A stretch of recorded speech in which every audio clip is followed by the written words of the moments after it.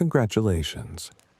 You've just woken up in 1878 in a one-room boarding house above a hardware store on the edge of Dodge City, Kansas. And there's a boot heel pressing slow, steady circles into the floor above your head. And somewhere below you, someone is already coughing, dry and patient. The kind of sound nobody in this town thinks twice about. You know the word, gunslinger. It conjures two men on a dusty street, backs turned, 10 paces counted out loud, and then the fastest hand wins and the loser falls flat and clean into the dirt. But here's what they don't show you. That word wasn't even used back then. The men who carried reputations with a pistol were called gunmen, pistoliers, shootists, evil men, and they very rarely dueled anybody in the street at all. About a third of them died of plain natural causes, the same as anybody else, and the average age of death for the rest sat somewhere around 35. Gunfire was almost never what took them in the end. So, if you think you know how this story finishes, you don't. Not yet. Before we go any further, if this is your first night here, go ahead and hit subscribe. It costs you nothing, and it helps this little channel more than you'd think. And tell me, wherever you're listening from tonight, what time it is where you are right now, I always like knowing that. There are people falling asleep to this exact story in a dozen different countries at this exact moment, in beds just like yours, and you're one more of them now. So get comfortable. Roll onto your side, however you sleep best, and let your shoulders drop away from your ears. Take one slow breath in, and let it out slower than you took it in. Your body is about to sink into a straw mattress on a cold frontier night, and by the time we're through, you're going to be very, very grateful for the bed you're actually lying in. Congratulations. You've just woken up above a hardware store in Dodge City, and the first thing you notice is the cold biting straight through the thin quilt and into your hip bone, where it presses against a rope frame sagging in the middle. The straw beneath you has gone flat and smells faintly of the barn it came from. Somewhere close by, that cough continues, dry and rhythmic, and nobody downstairs even glances up when it sounds. You sit up, feet finding the floorboards, cold traveling straight up through your heels. There's a fire ritual first, always before anything else, because a body cannot do a single useful thing in this temperature until the room has some warmth in it. You kneel at the little stove in the corner, coaxing yesterday's coals back to life with kindling split the night before. And only once the flame catches do you let yourself finish dressing. Layering out here isn't about how a man looks. It's survival arithmetic, plain and simple. Wool underneath first, because wool holds warmth even damp, and cotton simply doesn't. A flannel shirt gone soft and thin at the elbows from years of washing. A vest over that, holding heat around the chest without weighing down the arms the way a heavy coat would. And you need your arms free out here. Canvas trousers, because canvas cuts wind better than wool, even though it chafes something terrible the first hour of any day. And boots, always boots. Heels built high enough to hook a stirrup and stay there without slipping. The whole outfit runs close to $11 for the boots alone, which is near what a hired hand might clear in 2 full weeks of work. That's the part nobody tells you about the men whose names got remembered. Most of them were broke, or close to it, most of the time. A trail hand's wages for 3 solid months of 14-hour days come to something like $90. And by the time a man reaches town with any of it still in his pocket, the saloons and the faro tables are more than glad to relieve him of the rest inside a week. The gunmen you've heard of weren't wealthy outlaws hauling saddlebags of stolen gold. Mostly, they were drifters, war veterans with nowhere established left to return to. Men who'd learned a pistol's use in a uniform and never quite figured out what peacetime wanted from that particular skill. Downstairs, the boarding house keeps a pot of coffee going from before dawn until well past dark, and breakfast is whatever didn't spoil overnight. This morning, it's salt pork fried hard in its own grease, and a biscuit dense enough to prop a door, and coffee boiled so long it's gone bitter and thick. You eat standing, because the one table's already claimed by 3 men playing cards from the night before, none of whom have slept, one of whom is the man with the cough. You'd think, hearing him, that a sound like that would draw some concern from the room. It doesn't. Consumption is common enough by now that nobody spares him more than a glance. He waves off anyone who mentions it, says it's just the dust, same as he says every morning, and the men around the table have stopped asking. Nobody here has any real notion of what causes it or how it travels from one set of lungs to the next, so it simply becomes part of the room's furniture, blending into the creak of the floorboards and the low murmur of the game. Out on the street by full light, the town is already moving, and it doesn't look like what you were expecting. There's no leather holster tied low on every hip, no spurs jingling on every boardwalk. Most of the men walking past this morning aren't carrying a firearm at all, because Dodge City, like nearly every cattle town of any size, requires visitors to check their guns the moment they cross into town limits, either at the marshal's office or whichever hotel they're staying in. There's a sign nailed near the edge of town that says exactly that, plain as day. The whole romantic image of every man strapped and ready simply isn't how these streets actually looked. Not most days, not even close. What would that actually mean for you? Walking unarmed for the first time in weeks. Mostly, it means you feel it in your shoulders before you notice it in your head. Some old readiness letting go that you didn't know you'd been carrying. The morning fills with the kind of work that occupies most days out here, and never makes it into anybody's story afterward. A horse needs shoeing.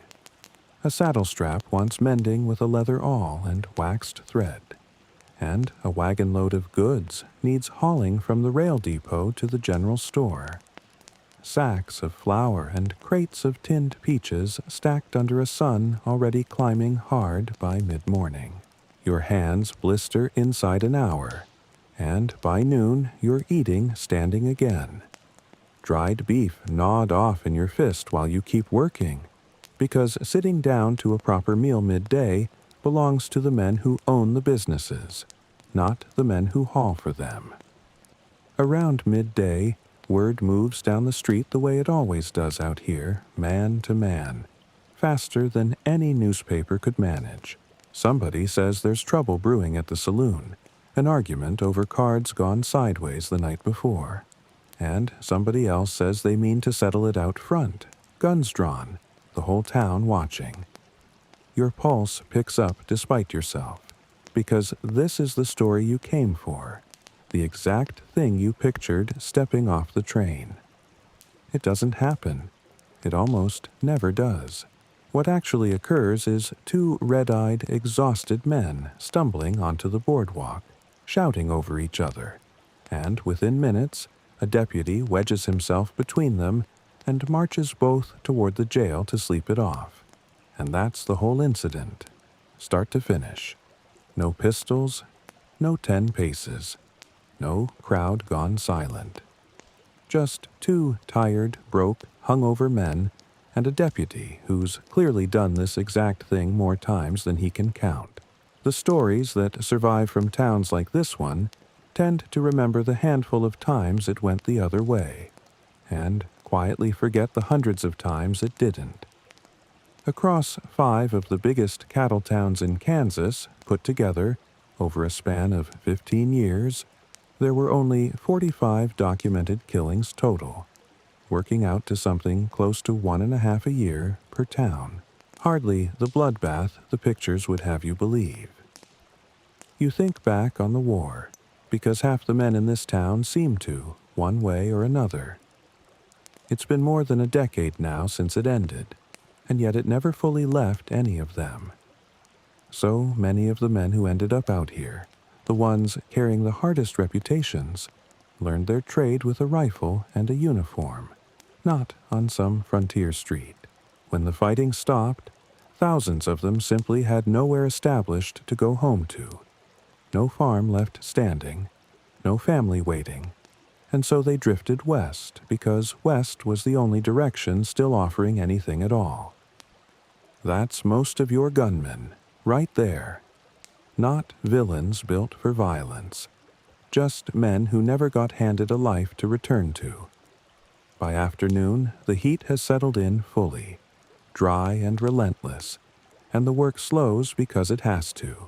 You take shelter for a stretch under the wagon's shade with 2 other hands, and one of them, an older fellow everyone calls Cookie because he used to run a chuck wagon on the trail drives, starts talking the way men do when the heat makes conversation the only tolerable activity left. He talks about the isolation of the drives, weeks at a stretch with no company but cattle and horses and the same 4 or 5 faces. No letters, no news, nothing but sky and grass and the low constant sound of 1,000 animals moving. He says the quiet gets into a man after enough months of it. Gets into his head in ways that don't have a name yet, and some men come off those drives different than they went on them, harder or hollowed out, or both at once.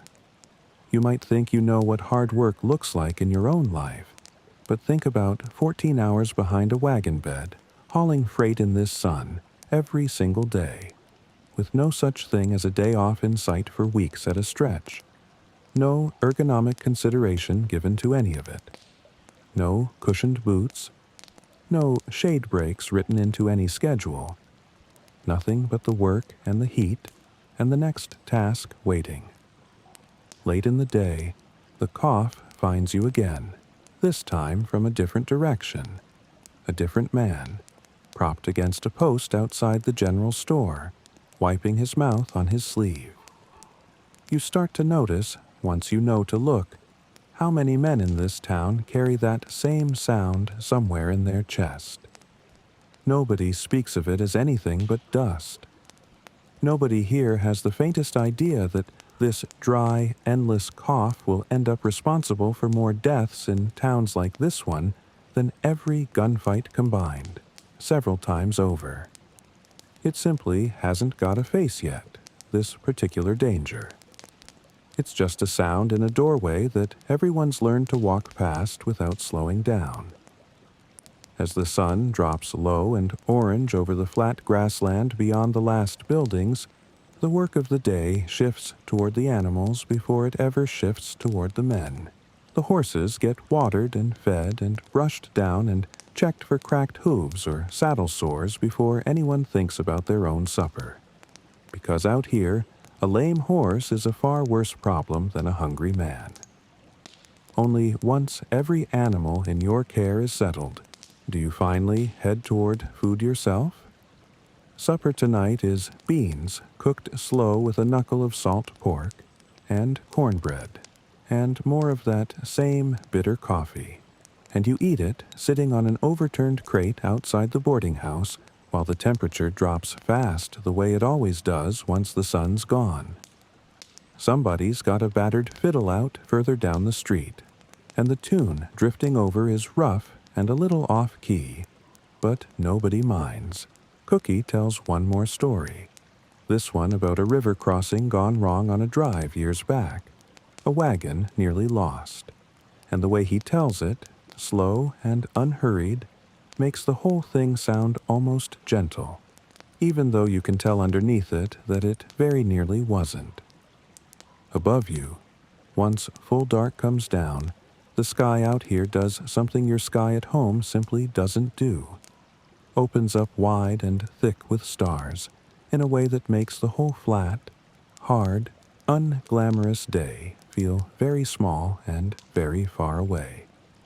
You lean back against the wall of the boarding house and look up at it a long while, thinking, not for the first time tonight, that you have no idea yet who's actually going to walk into this town tomorrow. Broke and looking for work.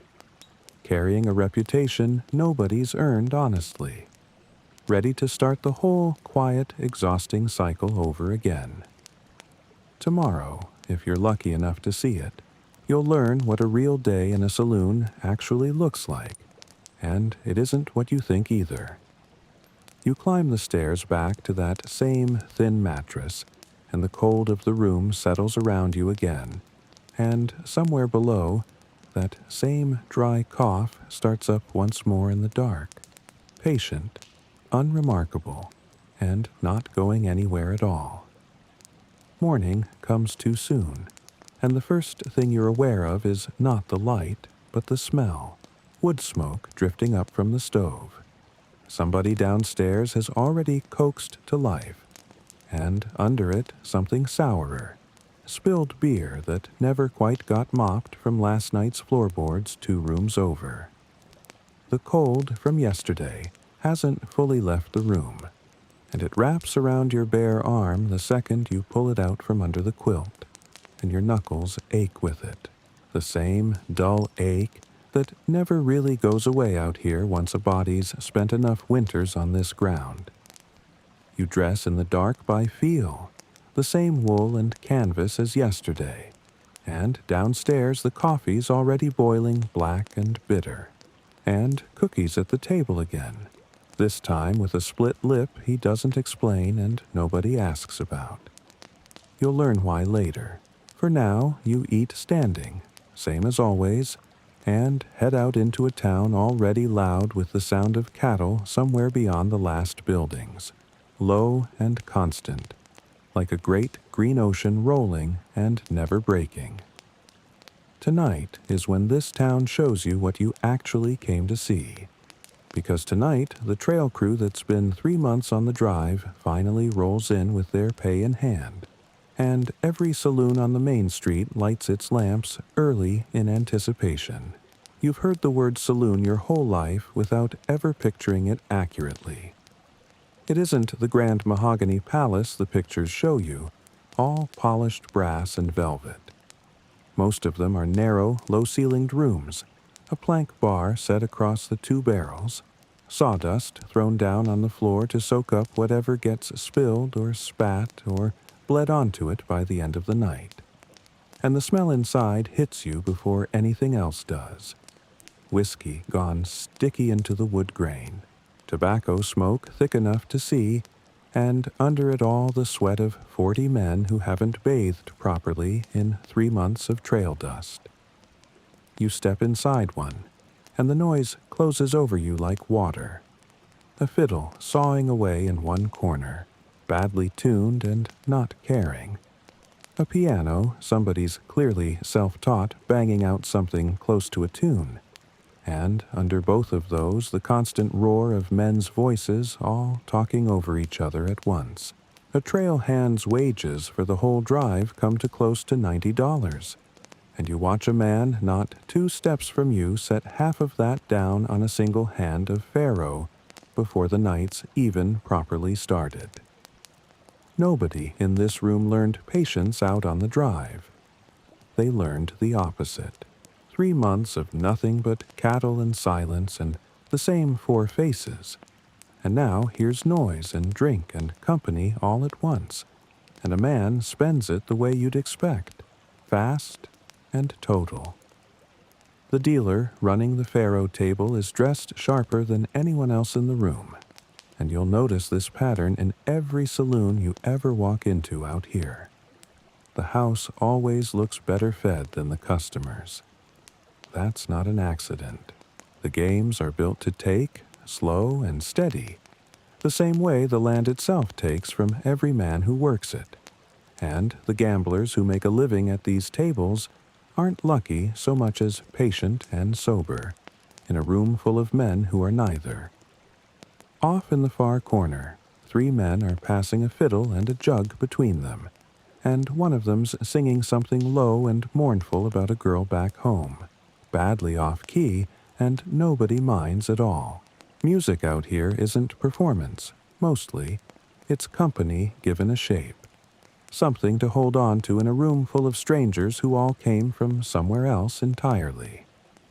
You'll hear the same handful of songs in every town between here and the territory line, worn soft with repetition the way a trail gets worn soft by enough boots crossing it. You lean against the bar, and the man beside you, missing 2 fingers on his left hand, catches you looking, and just shrugs, says a rope took them on a drive 3 years back, quick as that, and goes back to his drink like it's nothing worth dwelling on. Out here, it mostly isn't. A hand crushed under a hoof, a finger lost to a rope drawn too fast, a back thrown out hauling freight. These are simply the cost of the work. No different than the weather, and there's no doctor on retainer for any of it. No fund set aside. Just whatever a man can afford out of his own pocket, and whatever his body can recover from on its own. The room you're standing in tonight is far more mixed than you'd expect if all you knew came from the picture shows. A good quarter of the trail hands who rode in this evening are black men. Many of them only a decade or so removed from slavery, drawn west by wages that didn't care about the color of the hand, collecting them the way work back east so often did. Beside them at the bar, a cluster of vaqueros are speaking low and fast in Spanish. And it was men exactly like them who taught the whole trade its language in the first place. The rope work, the saddle, even the word cowboy itself, owing more to them than to anybody riding a horse in a picture show. This town, tonight, holds more of the actual West in one crowded room than 100 years of movies ever managed to show you. What would that actually mean, you might wonder, for a black cowhand riding into a cattle town like this one? It meant, more often than the histories admit, that the trail itself, out on the open range, was the fairest place he'd find anywhere in the country that year, judged on how well he could rope and ride and nothing else, and it meant the town at the end of the drive could turn considerably less fair the moment he stepped off his horse and through a saloon door. Somewhere near midnight, the noise in the room changes pitch, and you feel it before you understand it, the way a crowd goes taut all at once. 2 men, both trail hands, both 3 drinks past reasonable, have gotten into it over a hand of cards, one accusing the other of dealing crooked, and the arguments climbing fast, chairs scraping back, voices rising over the fiddle. This is the moment the pictures have trained you for. The room goes quiet. The crowd parts. 2 men squaring off with their hands hovering near their belts, and you brace for exactly the kind of showdown you came here half expecting. It doesn't come. What comes instead is clumsier and far more honest. Both men are too drunk to draw anything cleanly even if they wanted to. And the argument tips over into a shoving match instead, fists more than firearms, ugly and loud and entirely without choreography. 2 exhausted men grappling badly against the bar until it splinters a chair beneath them. This, and not the clean, quick-draw duel, is closer to how these things actually went, when they went at all. No calm walk to opposite ends of the street. Just 2 drunk, worn-out men swinging wild in bad light. Within a minute, a deputy's got an arm around each of them, hauling them both toward the door, and the fiddle never even stopped playing. You sit with that a moment, the mismatch between what you expected and what you got. somebody in these towns is always keeping half an eye on trouble before it starts, and it's rarely a lone lawman standing dramatic in a doorway. It's a tired deputy who's broken up this exact fight a dozen times this season alone, and knows the shape of it before either man throws a punch. By the time the room settles again, the man with the missing fingers is still beside you at the bar, unbothered by the whole thing, and he starts telling you, unprompted, about a winter he spent snowed into a line shack with nothing but his own thoughts for company. No other soul for 6 weeks straight, tending cattle in cold that split wood like it was nothing. He says a man's mind gets strange out there alone that long, turns in on itself, circles the same worries over and over, with nothing to interrupt them. There's no name for what that does to a person, not out here, not yet. But you can hear in the flatness of his voice that whatever it did, it left something behind. The night wears down slow after that, the crowd thinning as men peel off toward wherever they're sleeping it off, and the music goes quieter, more tired, more like a lullaby than anything meant for dancing now. You step back out onto the boardwalk, and the cold hits you fresh after the packed heat of the saloon, and the street's gone hushed, except for the far-off lowing of the herd still penned outside town. Patient, endless, the sound this whole boom is built on. Somewhere down the block, you hear that same dry cough again, coming from a doorway, unhurried, unremarked, exactly the way it was this morning, exactly the way it'll be tomorrow. Nobody's connected it to anything yet. It's just part of the town's noise, same as the fiddle, same as the cattle, and you find yourself listening for it now without quite meaning to. You think about the old wound Cookie's carrying, the split lip he never explained, and you wonder how many other small hurts are walking around this town tonight that nobody's bothered naming out loud, tucked under sleeves and hat brims, treated the same way everything out here gets treated, as just the ordinary cost of being here at all. Back up in the boarding house, the mattress is exactly as thin and cold as it was the night before, and your body's tired in a way that has nothing dramatic about it, just the plain exhaustion of a long, loud day. Tomorrow, if you're lucky enough to see it, you'll start learning how these men actually died, and it isn't the way any of tonight's noise would have led you to guess. The fiddles stopped somewhere below, and the cattle keep on lowing low and steady beyond the edge of town, and you let your eyes close on it. That sound underneath everything else, patient as the land itself. Morning comes too soon, and this time it isn't the cold that wakes you first. It's voices, low and urgent, carrying up through the floorboards from the room below. You lie still a moment, getting your bearings the way you have to every morning out here, remembering it's still 1878, still Dodge City, still this thin mattress and this cold room above a hardware store on the edge of cattle country. Downstairs, somebody's saying the word doctor, and somebody else is saying it louder, and you're dressed and down the stairs before you've fully decided to be. It's the gambler, the one whose cough you've been half listening for 2 days now without ever quite naming it. He's on the floor by the card table, propped against a chair leg, and there's blood on the handkerchief he's pressed to his mouth, more than a cough should ever produce, and his face has gone the color of ash. Cookie's kneeling beside him, saying his name low and steady, the way you'd talk to a spooked horse, and somebody's already run for the doctor. The doctor, when he arrives, is not what you'd picture either. No black bag full of gleaming instruments, no calm authority. He's a heavy-set man in his shirt sleeves who was, until last year, running the town's one dry goods store, and his medical training amounts to an apprenticeship back east that lasted less than 2 years.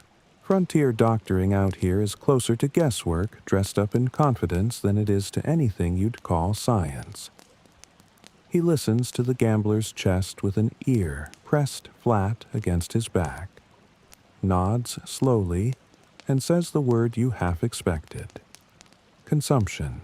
He doesn't say tuberculosis, because that word for the actual cause, a bacterium living in the lungs, is still years away from being understood by anybody in this room, doctor included. What he offers instead is what most doctors of this era offer for it, which is almost nothing that actually works. A tonic of whiskey and a few drops of laudanum for the pain and the cough. A recommendation of rest and fresh air. Maybe a suggestion of cod liver oil if the man can stomach it. Nobody in this room knows the disease has already been in this man's lungs for months, maybe longer. And nobody knows it's contagious. Passed on by that very cough he's been waving off as trail dust for 2 solid days in a crowded saloon full of men breathing the same air. It's carried off close to 1 in 7 of everyone who dies this decade, more than any bullet, any blade, any noose ever managed. And it does it quietly, 1 cough at a time, in rooms exactly like this one. You help carry him up to a bed, and Cookie sits with him a while, and there's nothing dramatic in it. No last words, no final confession, just a tired man breathing hard and a room gone quiet around him. He'll live past today. Whether he lives past the season is a different question, and nobody in the room says that part out loud. By the time you're back downstairs, the morning's already half spent, and there's a different kind of trouble waiting, one with an actual job attached to it. Words come in overnight that a rancher, a half-day's ride out, has lost 11 head of cattle to what he's calling rustlers. And the town marshal's assembling a small posse to ride out and take a look before the trail goes cold. You're handed a horse and told to come along, mostly because the marshal wants numbers, not because anybody expects trouble. This is the part of frontier law you've heard the least accurate version of, if you've heard any version at all. The picture in your head might involve a rope thrown over a tree branch and rough justice delivered on the spot, and that image isn't invented out of nothing. It did happen here and there, in towns without a courthouse for 100 miles in any direction, but it was rarer than the legend suggests, and even a rough cattle town like this one generally preferred a trial, however hasty, to a hanging without one. A posse's actual job, most days, is duller than the word suggests. It's tracking, mostly, reading hoof prints and broken grass, asking questions at line shacks, covering ground. You ride out under a sky that's gone flat and gray, and Cookie, riding beside you, says the color of it doesn't sit right with him. Says he's seen that particular gray drop, the temperature 40 degrees inside an hour before, and you file that away without much weight, because the morning still feels mild enough. The trail takes you along a dry creek bed, and here you get your first real look at what the land itself is willing to throw at a man that has nothing to do with other men at all. A rattlesnake, coiled tight in the shade of a rock, buzzes a warning that stops the whole line of horses cold, and the marshal's own mount rears hard enough that he nearly loses his seat before it settles. Nobody shoots the thing. There's no glory in it, just a wide, careful path around, and a reminder, plain as anything, that the animals out here were never the decoration the pictures make them. Further along, you find what's left of the missing cattle, or most of it.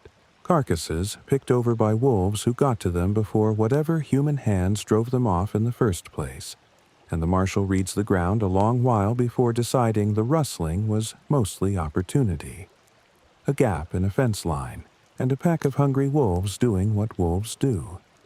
Not the organized theft the rancher first assumed.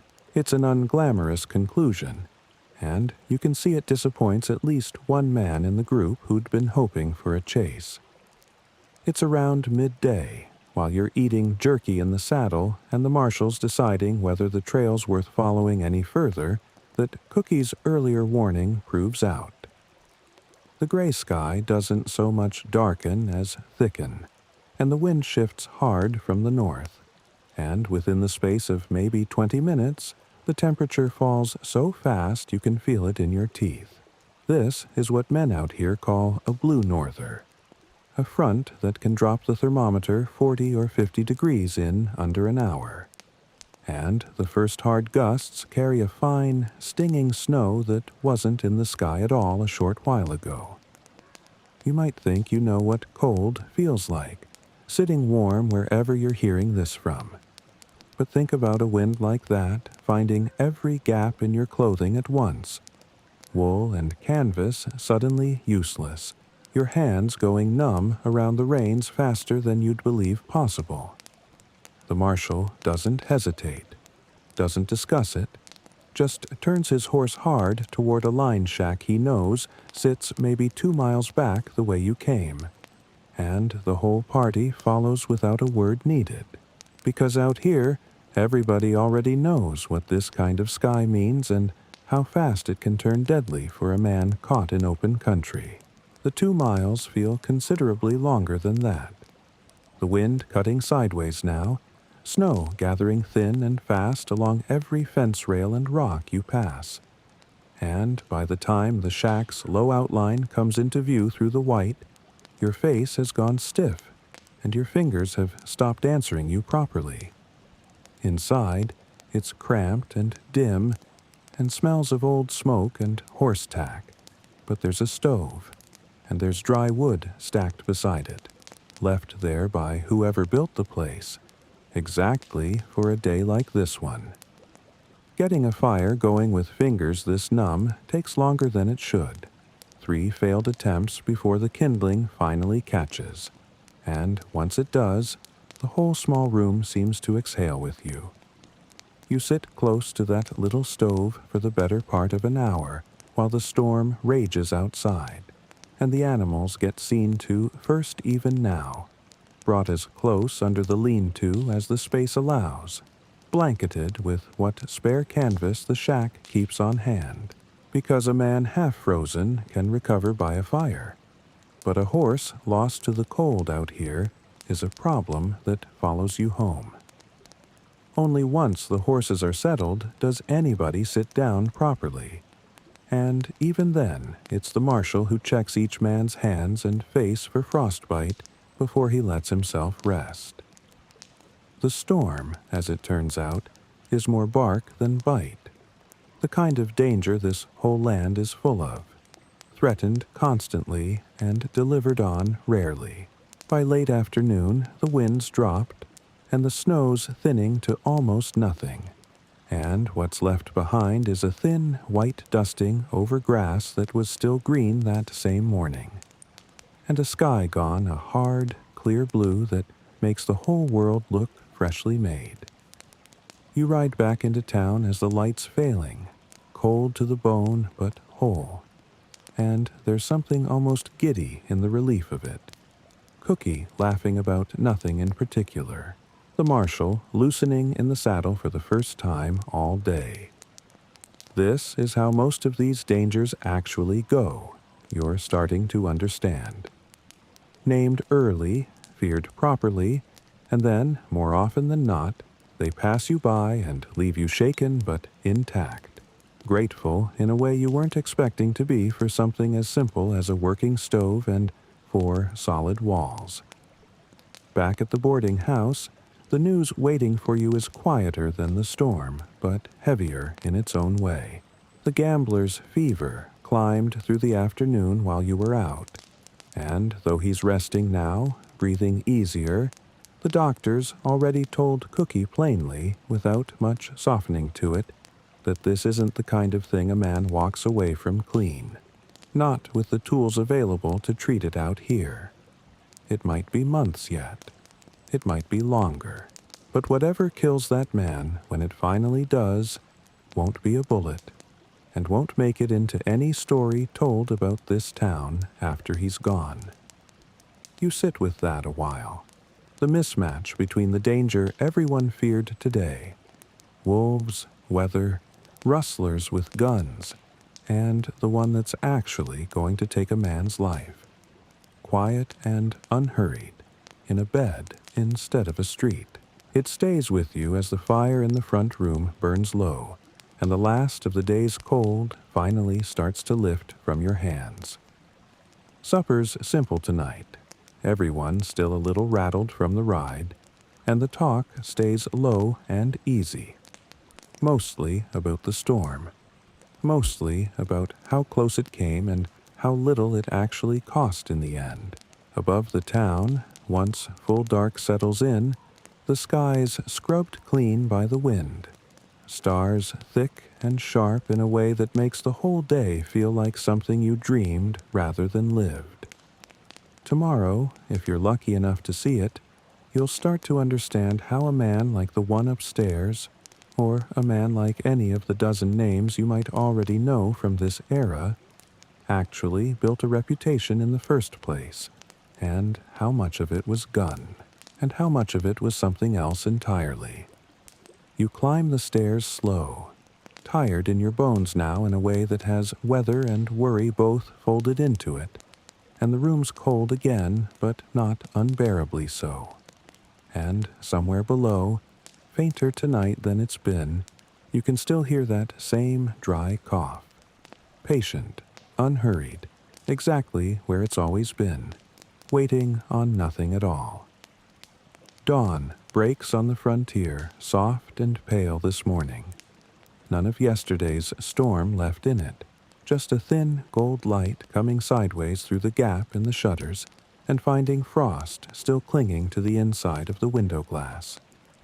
You wake stiff from yesterday's ride, every muscle in your legs reminding you of the miles, and downstairs the coffee's already going and Cookie's already up, moving slower than usual, favoring one shoulder he wrenched somewhere in the cold without mentioning it at the time. The gambler's fever broke sometime in the night, or eased enough that he's sitting up when you pass his door, pale and thinner than he was 2 days ago, but talking, managing a small joke about the coffee being strong enough to raise the dead, and the room laughs a little too readily, the way a room laughs when it's relieved. Nobody says what everyone's thinking, that this morning is a reprieve and not a cure, that the thing in his chest hasn't left, only quieted for now. You let the moment be what it is, a good morning, plain and simple, and eat your biscuit, standing same as always. Out on the street, the town feels different today, not in any single dramatic way, but in 100 small ones. Riders come in overnight from the county seat with news, and by mid-morning, it's traveled the length of the main street twice over. The way news always does out here, faster on foot than any of the actual roads would suggest possible. The railroad survey crew has finished its work a few miles east, and the line is coming sooner than anyone expected. Close enough now that men are already arguing over what it'll mean for a town like this one. You fall in with a knot of men outside the general store, listening more than talking, and what you hear surprises you a little, because you'd pictured a railroad as pure good news, faster trade, more money, more everything. Instead, the argument splits about evenly. Half the men see exactly that. A boom bigger than the one the cattle trade already brought. The other half, older men mostly, men who've watched towns like this one before, worry out loud that a railroad brings something else along with the profit, and that something else is oversight. Marshals answering to state law instead of town law. Judges who don't know anybody's name personally. The particular hard-won order this town built for itself, imperfect as it is, replaced by an order built somewhere else and handed down. It's Cookie, still favoring that shoulder, who says the thing plainest. He says a town like this one spent its first years just trying to keep men from killing each other over cards, and mostly succeeded. Quieter than anybody back east would ever believe. And now it's about to spend its next years figuring out what it is, once the wildness everybody came out here chasing has all but finished leaving. There's a loss folded into that thought that you can hear in his voice, even though nothing about it sounds like complaint. Midday brings the marshal's office into the middle of things again, because word arrives that a man's turned up dead a half-day's ride south, shot, and this time it isn't wolves or rustlers or weather. It's the kind of trouble that puts a real weight on a room. The marshal gathers a handful of men, yourself included again, and this time nobody's expecting a clean answer. What actually happens, once you reach the place and the marshal starts asking questions of the handful of ranch hands working nearby, is considerably less dramatic than the ride-out suggested it might be. The dead man, it turns out, was known locally as a hired gun. The kind of man ranchers paid to discourage rustlers and squatters with his reputation alone, rather than his pistol. And the man who shot him is found within the hour, not hiding, not running, sitting calm on his own porch, waiting, because he'd already ridden into the nearest ranch house to report the whole thing himself before anyone came looking. He says the dead man drew first, over a dispute about a boundary fence that had been simmering for months, and two other witnesses, both ranch hands with no reason to lie for either side, say the same thing plainly. The marshal listens to all of it, asks his questions twice over to be sure, and then does something that would surprise you if you still believed the version of frontier law you walked in here with. He doesn't hang the man on the spot, doesn't even arrest him outright. He tells him to present himself at the courthouse when the circuit judge comes through in 3 weeks' time, takes his word on it, and rides back toward town with the matter, for now, considered handled. It's the kind of quiet, almost bureaucratic resolution that never makes it into any story, because there's nothing to tell. No rope, no crowd, no drama, just a system, rough as it is, doing roughly what it's meant to do. You think about that the whole ride back. How much of what actually kept order out here wasn't a fast gun answering a slower one, but paperwork and patience and a circuit judge on a fixed schedule, however far off that schedule might sometimes run. Back in town by late afternoon, the marshal's office has one more piece of business waiting. Smaller in scale, but louder in the moment, because a trail crew's just ridden in early off a shortened drive, restless and unpaid still, and a handful of them have decided the fastest way to blow off that restlessness is to ignore the town's ordinance and keep their pistols strapped on, rather than checking them in at the hotel the way the sign at the edge of town plainly requires. It's the exact same kind of standoff that, a few years from now and a few territories over, will end in real bloodshed outside a corral in a town called Tombstone. Cowboys refusing to disarm, and a handful of lawmen determined to make them. The whole thing spiraling out of a dispute that started over nothing more than a rule about carrying guns inside city limits. Here, tonight, it doesn't go that way, and it's worth sitting with why. The marshal doesn't draw. He walks up plain and unhurried, and instead of a confrontation, he offers something closer to a negotiation. A night's lodging on the house at the hotel he happens to know the owner of. If the men will just hand their pistols over at the desk like everybody else has. It costs the town nothing, and it costs the marshal nothing but a short conversation. And within 20 minutes, The guns are checked and the men are inside drinking instead of standing in the street proving a point nobody actually needed proven.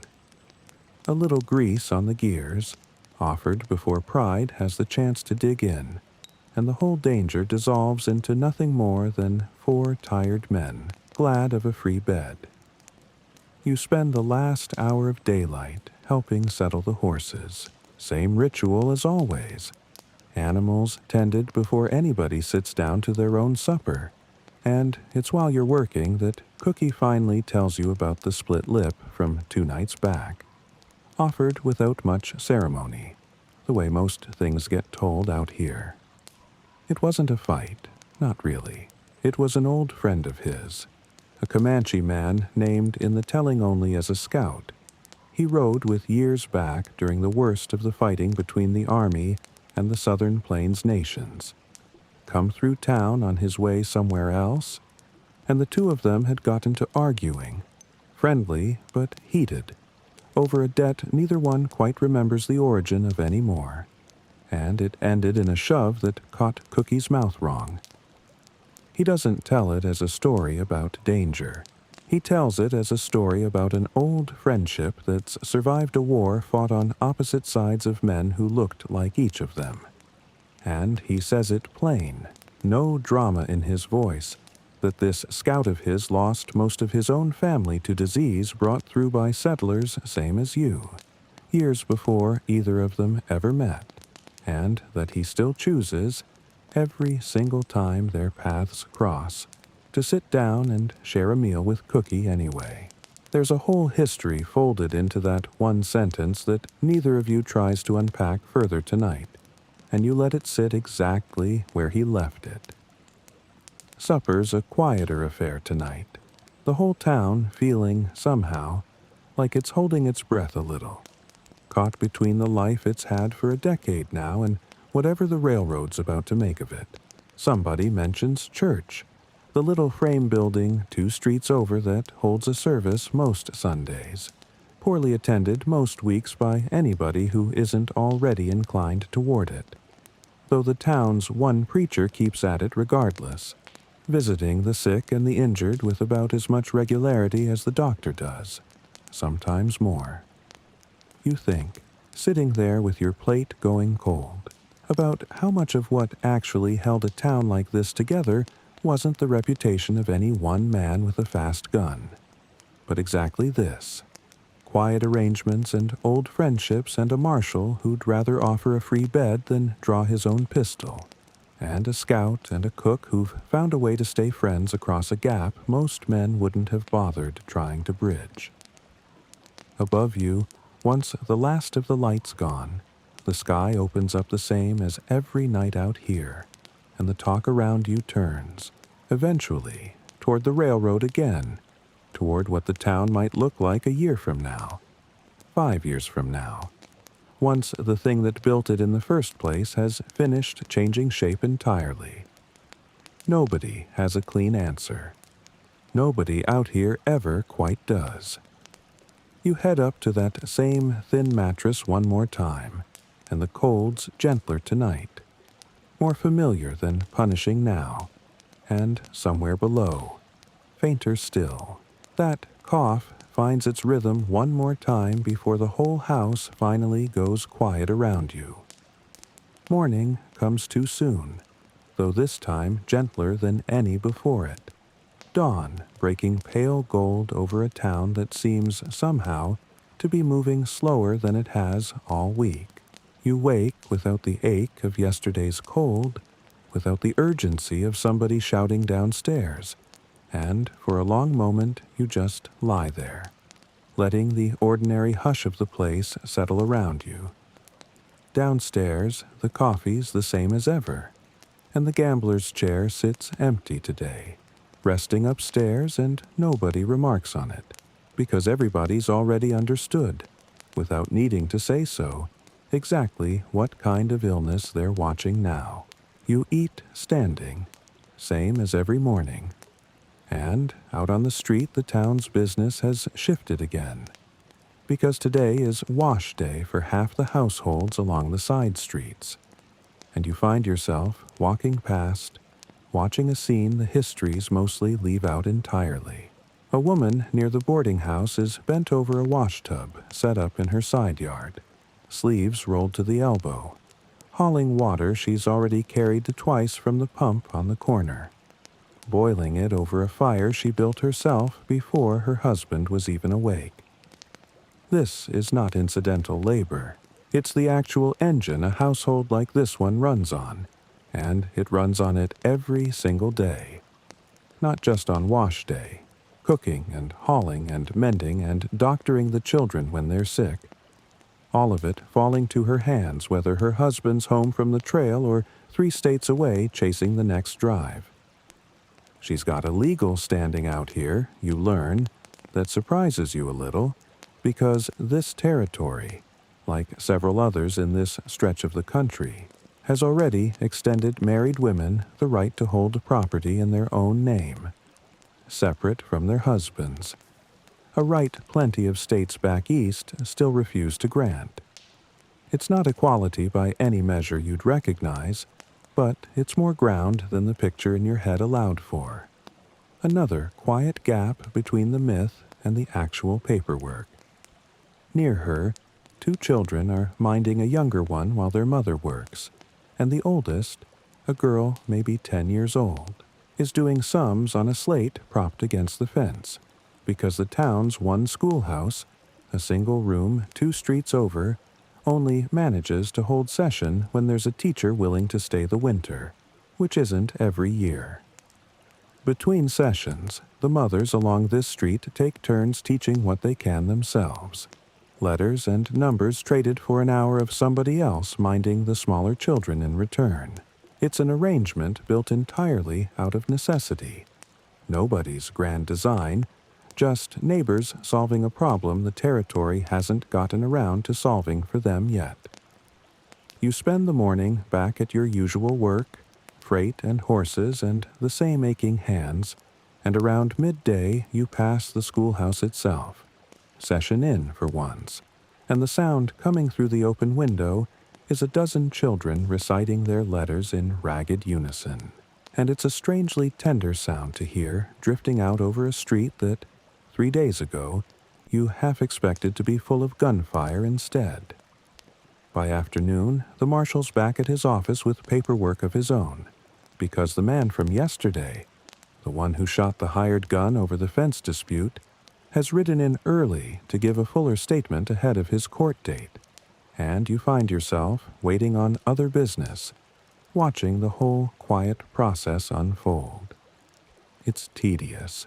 It's a man answering questions slowly while a clerk writes them down by hand, and there's nothing about it that would ever make it into a story, and that's precisely the point. This is what actual frontier justice mostly looked like.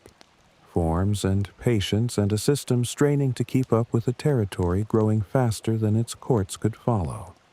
Not a single dramatic reckoning delivered by whoever drew fastest. Late in the day, you find yourself back at the saloon, quieter this evening with the trail crews mostly moved on, and the fiddle player from the first nights still there, working through the same worn songs, and you strike up a conversation with him between sets. He tells you, without much ceremony, that music out here is close to the only entertainment available that doesn't cost a man his wages at a card table, and that a good fiddle tune, played right, can turn even the roughest crowd gentle for a few minutes at a stretch. He's watched more fights get talked down by a familiar song than by any lawman's presence, he says, and you believe him, remembering the way the room settled the first night you walked in here. You think, sitting with your drink, about everything you've seen this week that never once matched the picture you arrived with. The town isn't lawless. It's tired and improvising, and mostly succeeding despite very little support from anywhere further east. The men aren't fast guns looking for a reason to prove it. They're broke, mostly, and homesick, and doing work that breaks their bodies slowly instead of all at once. The women aren't decoration in the background of somebody else's story. They're running the actual machinery the town depends on, largely unpaid and mostly unremarked. Exactly the way the gambler's cough has been running underneath every single day you've spent here, unremarked until it finally couldn't be any more. Evening settles in slow and easy tonight. No storm, no posse, no trouble worth naming. Just a town winding down the way it does most nights, and you sit a while longer listening to that same tired fiddle, thinking this exact unremarkable evening is probably closer to what most of these men and women actually lived through, night after night after night, than anything the legend ever got around to telling. Somewhere past the last lit window, the surveyor's flag from 3 days back still snaps thin and steady in the evening wind, marking a depot that doesn't exist yet, a future this town hasn't fully stepped into. You head up to bed with that thought trailing you, the sense of standing right at the hinge point between one version of this place and whatever it's about to become. Morning comes too soon, and this one arrives with the church bells, thin and a little off-pitch, carried on a wind that's turned milder overnight, the first properly warm morning since you woke up here. You lie still a moment just listening to them. 3 notes repeated over and over from the little frame building 2 streets over. And downstairs the boarding house is quieter than usual. Half its regular voices already gone, because Sunday out here means something even to men who'd never call themselves particularly devout. You dress slower than usual. No urgent freight waiting, no posse assembling, and downstairs the coffee's the same as ever, though somebody's added a plate of stewed dried apples to the table this morning.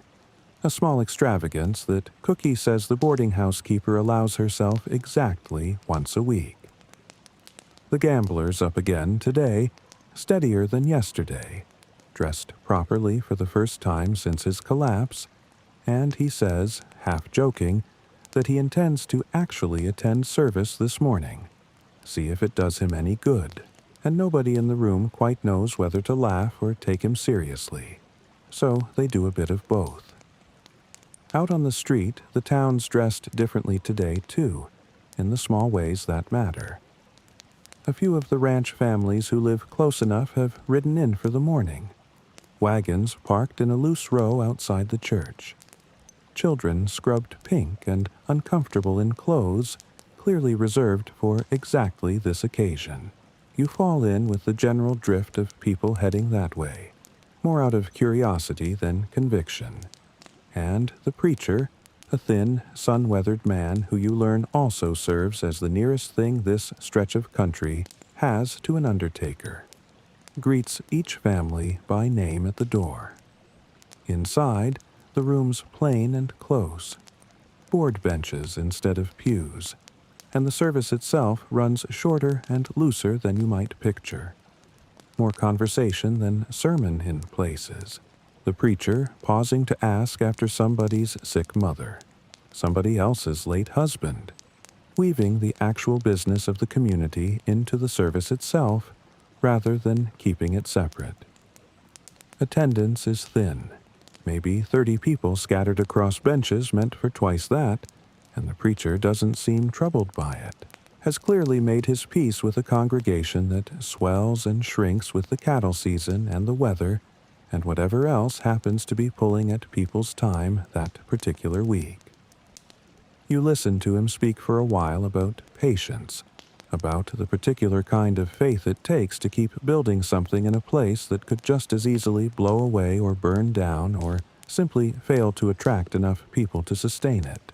And there's a plainness to the way he says it that doesn't feel like performance, feels instead like a man who's genuinely worked this exact question through for himself more than once.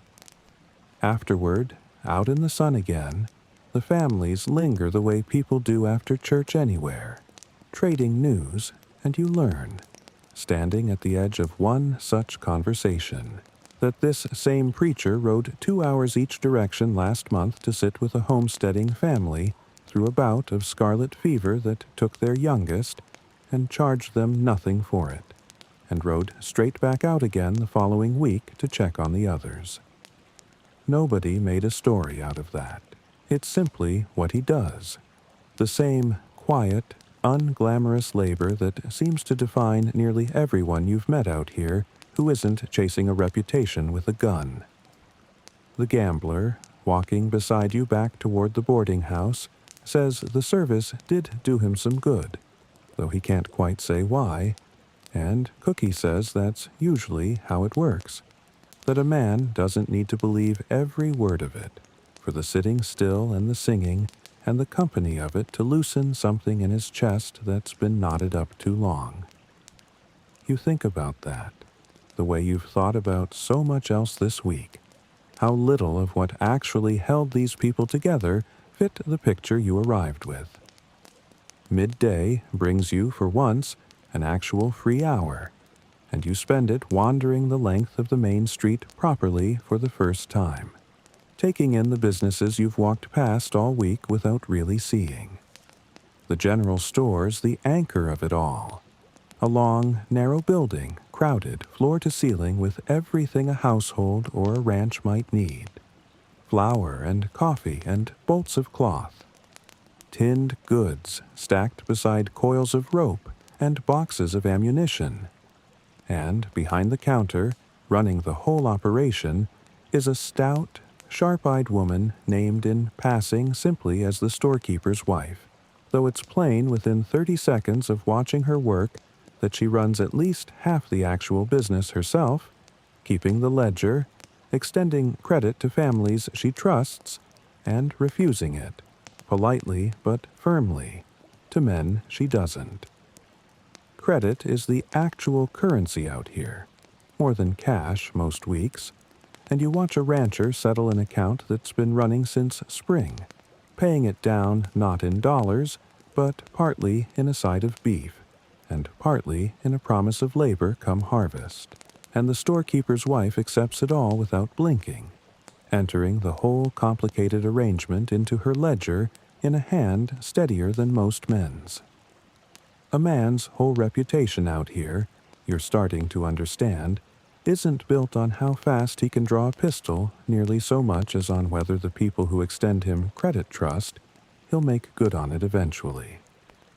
Next door, a blacksmith's forge is quiet today, banked low for the Sunday, though the smith himself is out front anyway, mending his own gear, and he tells you, when you stop to admire a length of chain he's working, that his week runs from well before dawn to well past dark most days, shoeing horses and mending wagon wheels and fixing whatever iron thing has broken somewhere in the county that week, and that a good blacksmith out here can earn more reliably than most of the gunmen ever did.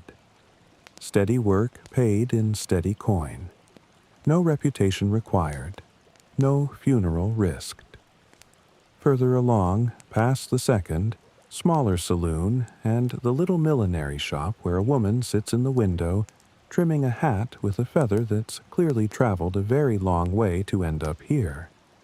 You find the town's single clock, mounted on a post outside the land office, and Cookie, who's fallen in beside you somewhere along the walk, tells you this clock is wound faithfully every single morning by the land office clerk, and that half the town sets its own day by it, because time out here runs looser than you might expect, measured more by the sun and the season and the cattle schedule than by any strict hour. And a public clock like this one is still, in a town this age, something of a novelty and a point of quiet pride. You ask him what happens when the drives come in, whether the town's whole rhythm changes, and he says it does, entirely. That for 6 or 8 weeks a year this street you're walking now, half empty and unhurried on a Sunday afternoon, transforms into something closer to what you first imagined arriving here. Crowded and loud and running at a completely different pace, and that the rest of the year, the long, quiet stretch, is when a town like this one actually does most of its real, patient work of becoming something permanent. The afternoon wears on easy, and you find yourself, along with a dozen others, drawn toward the edge of town where a handful of the ranch families haven't yet packed up to head home, and somebody's produced a set of horseshoes, and a game's underway, good-natured and loudly refereed by a boy who can't be older than 9. And you watch grown men who spent the week hauling freight and chasing rustlers and standing careful watch over a dying friend now arguing happily over whether a shoe landed close enough to count. There's a particular kind of relief in watching it, you realize. The same relief Cookie's letter home was trying to describe. This ordinary, unremarkable pleasure that has nothing to do with guns or reputation or danger at all. Just neighbors keeping loose company on a warm afternoon because the work, for one day, can wait. Late in the afternoon, the ranch families start the process of loading back into their wagons. Children handed up first, then baskets and blankets, and you help one family with a stubborn wheel that's worked itself half loose. And the father, thanking you, mentions almost in passing that his own father came out here in the 50s, long before any of this, back when the whole idea of a cattle town like this one would have sounded like fantasy to most people back east, and that he's watched more change in his own lifetime than his father likely could have imagined possible, and that he expects his own children will say the same thing again, someday, about whatever comes after this. You think about that as the wagon pulls away, dust rising thin behind it, the whole afternoon light gone soft and low now, and you realize this town isn't a fixed thing at all. Was never the fixed, mythic thing the stories made it out to be, but something continually becoming. One ordinary Sunday at a time. One ledger entry. One mended wagon wheel. One sermon delivered to 30 tired people who came anyway. Supper tonight is different from the rest of the week. A proper sit-down affair back at the boarding house, because Sunday supper is the one meal the keeper puts real effort into. A roasted chicken instead of salt pork, real butter instead of grease, and the whole table, gambler included, sits down together for once instead of eating standing in shifts. The talk is easy and unhurried, and somebody brings up the horseshoe game, and somebody else brings up the sermon, and Cookie brings up his nephew's letter one more time, says he thinks he'll add a line about today specifically, the church and the game and the chicken, because if his nephew back east wants to know what it's really like out here, this ordinary Sunday is a truer answer than anything more dramatic he could offer instead. As the light finally fails, and the lamps get lit one by one along the street, you sit a while longer on the boarding house steps, the whole town settling into the particular hush that only seems to arrive on a Sunday, quieter even than the rest of the week, and you think about the clock outside the land office, faithfully wound every morning, keeping a kind of time that has very little to do with the urgency you arrived here expecting, and everything to do with the slow, patient accumulation of days like this one, stacking up quietly into whatever this place is eventually going to become. You climb the stairs one more time, unhurried, and the room's warm enough tonight that you don't bother building up the little stove before bed, and somewhere below, fainter than it's been in days, that same cough sounds once, briefly, and then settles, and the house goes quiet around you the way it does every night. One more ordinary ending to one more ordinary day that nobody, least of all you, expected to feel quite this peaceful when you first woke up here. Dawn breaks on the frontier one final time this week, and it doesn't announce itself as anything special, just an ordinary gold light finding its way across rooftops that have already, without much fanfare, started changing shape around the edges of town. You wake rested for the first time since you arrived. The accumulated soreness of the week settled into something closer to familiarity than ache.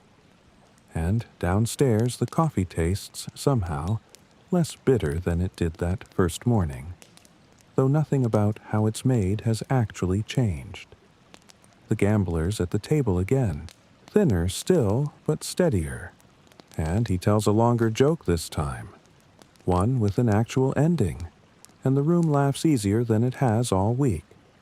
The particular ease of people who've quietly decided, without discussing it, to take the good mornings while they're offered, rather than spend them bracing for the bad ones ahead. You eat your biscuit standing, same as every single morning, and you realize, chewing it, that this ritual, this exact, unremarkable breakfast, has become the steadiest thing in your whole week out here. Out on the street, the talk of the railroad hasn't stopped. If anything, it's grown, and you notice, walking the length of the main street, that surveyors stake driven deeper now. A second one planted a short way off from it, and somebody's already talking about a second hotel. Somebody else measuring out a lot for what he's calling, with more hope than certainty, a proper restaurant. This is the part of the story the pictures never get to, because it isn't loud enough to film. The whole mythologized version of this place, the one with the fast guns and the high noon reckonings, is already, quietly, ending. Even while it's still happening. Even while men like you are still walking these streets in it. The era the songs will be written about. The one-the-dime novels back east are already exaggerating into something almost unrecognizable. The actual span of it, start to finish, comes to something like 30 years. Not the sprawling age of legend the later pictures will stretch it into. You're standing, this morning, somewhere near its middle, though nobody here has any way of knowing that yet.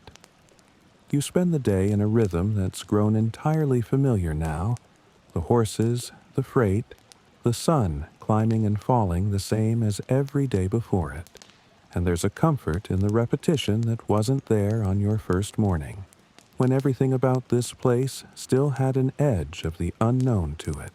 You know the marshal by sight now, know Cookie's habits, know which saloon has the better fiddle player and which one waters its whiskey.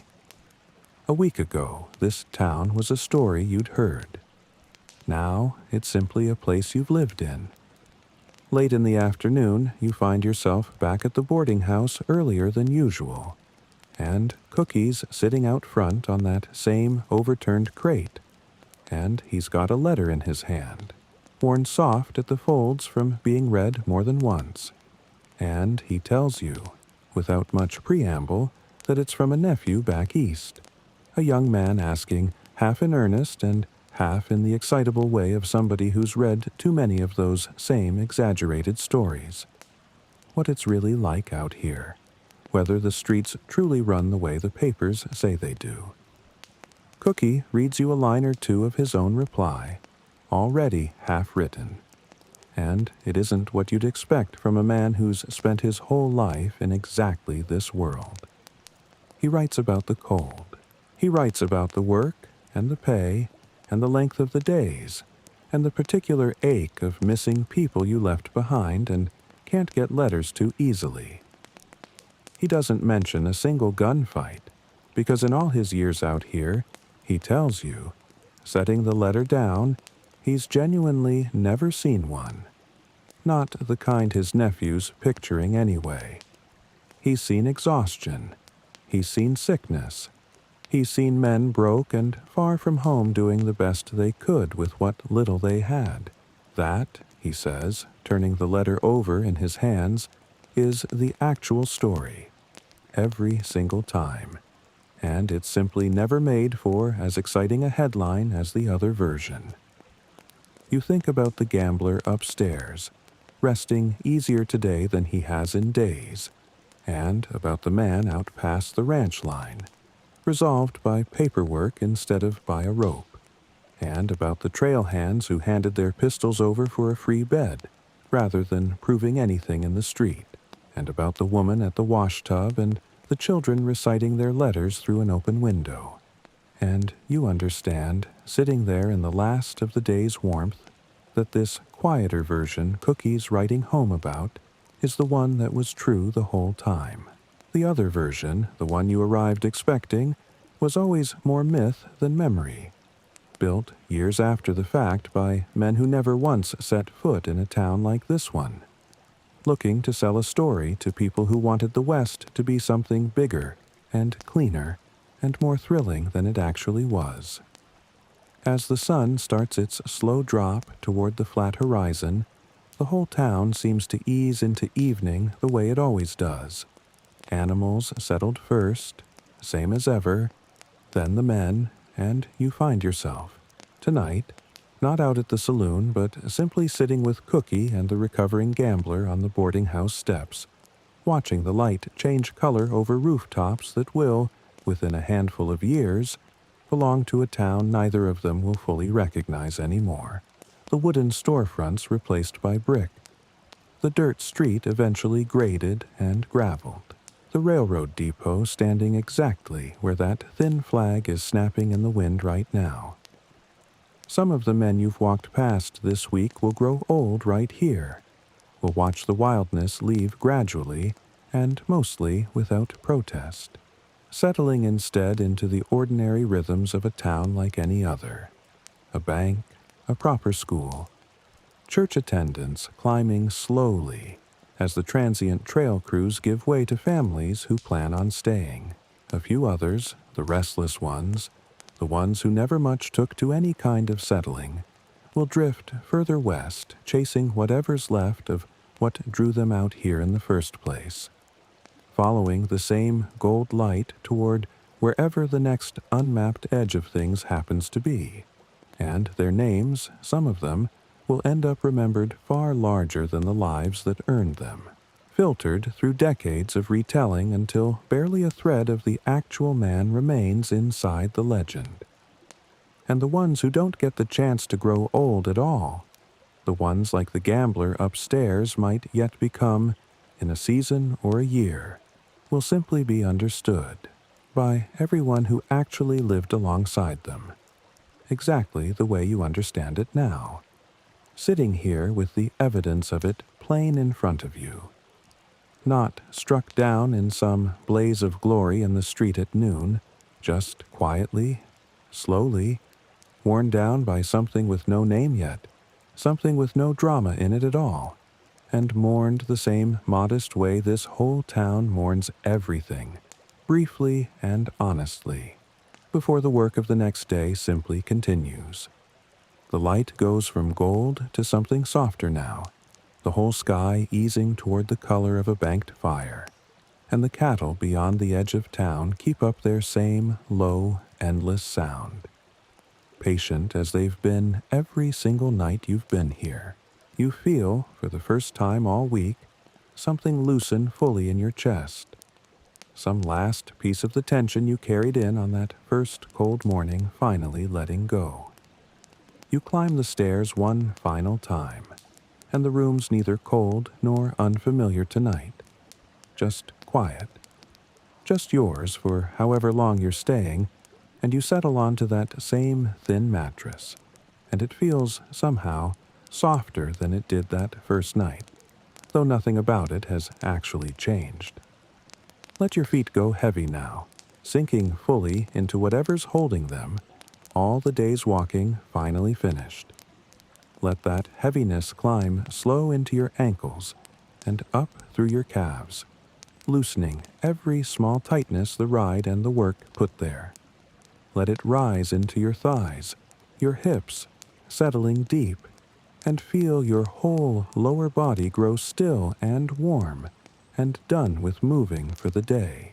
Let it spread up through your abdomen, softening with each breath, and into your chest, where that old tension has already started letting go on its own.